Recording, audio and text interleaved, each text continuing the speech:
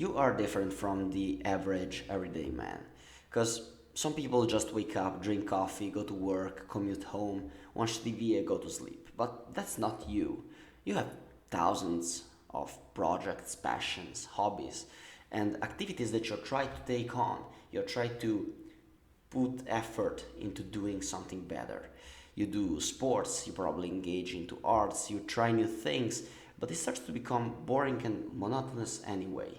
Somehow you still feel like your life isn't the way that you want. And even if you tried to escape the situation with all that you could, in the end, life seemed boring anyway. Okay? Even with your greatest effort to make your ordinary life extraordinary, in the end, it becomes mundane and monotonous anyway. How can you change that? First of all, you're trying to make your life extraordinary with extraordinary actions, but it doesn't work like that. In order to feeling your life as meaningful, you don't need to make extraordinary actions, or you don't have to take extraordinary actions every day. Don't get me wrong, peak experiences and having deep human connections are part of the experience in order to create a meaningful life, but you can't base your day-to-day existence on peak experiences. It would be insane, it would be very difficult and unsustainable. And the perception of your own life and the perception of meaning in life doesn't depend upon what we do every day. It's upon the narrative that we place on our day-to-day actions. The meaning in life is the story that we tell ourselves about why we do what we do. And I'm going to tell you a story right now so that you understand what I'm talking about. Once upon a time, there was a pilgrim walking in a city and he met three bricklayers that are resting for lunchtime. He goes to the first man and he asks him, "What's your job?" The bricklayer replies, "Man, I'm just a bricklayer. I just place a brick on top of another over and over again. Pretty boring, pretty fatiguing job. There is something better in life, I believe." Then he goes to the second man and he asks him, "What's your job?" And he replies, "Well, I build walls. I do it so my family can eat and have a brighter future." Then he reaches to the third man and asks him, "What's your job?" The third bricklayer looked at the pilgrim in the eyes, and within a cracked voice full of emotion, he said, "I'm contributing to create a big cathedral so that the people that will come here can witness its beauty and praise the Lord all together.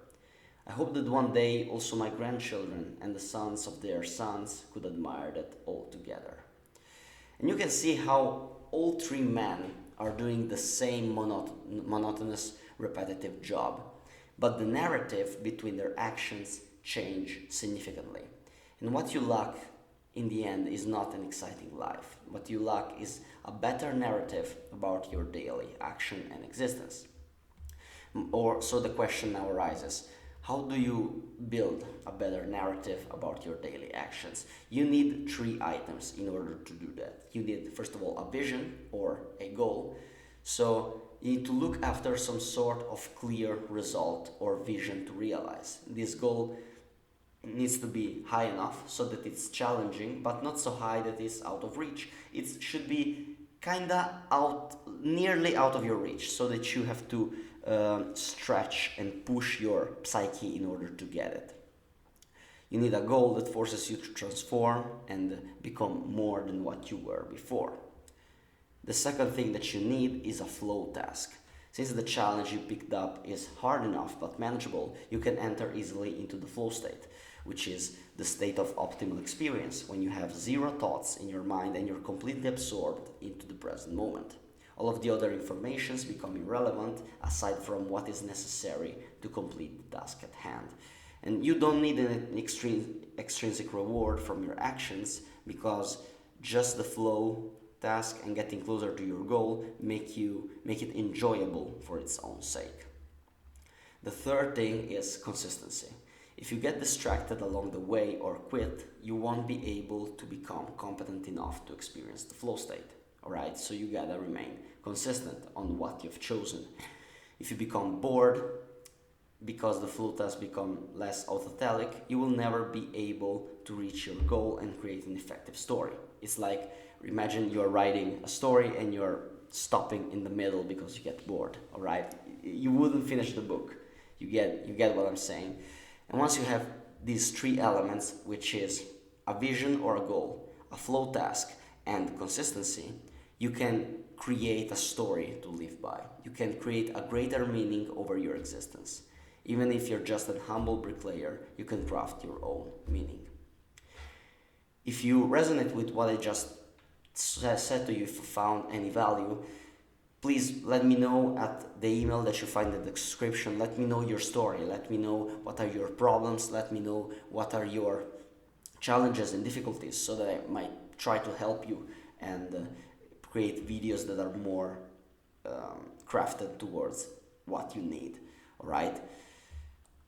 Hope that this was useful. Remember to aim upward as always.